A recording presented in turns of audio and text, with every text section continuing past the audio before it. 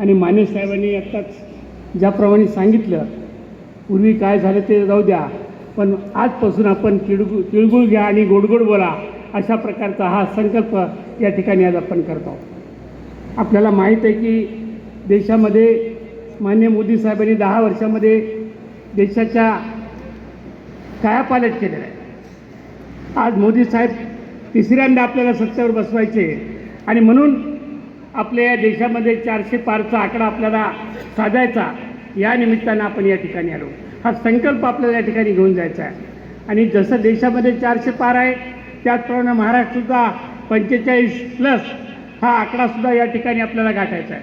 आणि मग हे गाठत असताना आपण सर्व पक्ष, आज 15 पक्ष एकत्र आलो. आज आपल्याकडे मोदी साहेबांचं कार्य एकही देशामध्ये, राज्यामध्ये एकही घर नाही जिथं मोदी साहेबांचा आपल्याला मिळालेला लाभ नाही.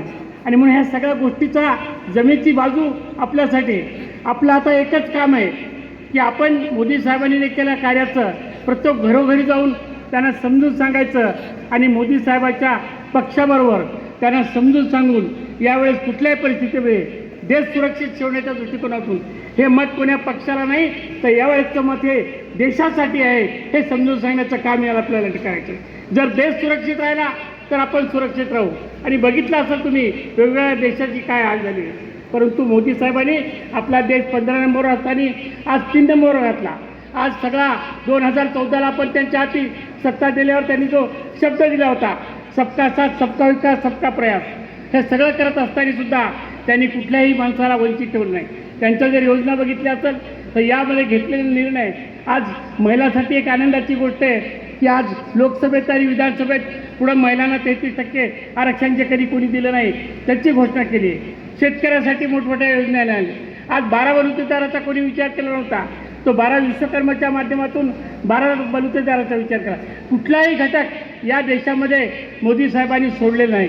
प्रत्येकाला त्याची उन्नती कशी होईल, त्यांचा विकास कसा होईल आणि त्याला मुख्य प्रवाहामध्ये कसा आणता येईल त्या बाबतीतला विचार केलेला आहे. आणि म्हणून मी काय आपला जास्त वेळ घेणार नाही, म्हणून आपल्याला विनंती करतो की यापुढे आपला एकच संकल्प असला पाहिजे.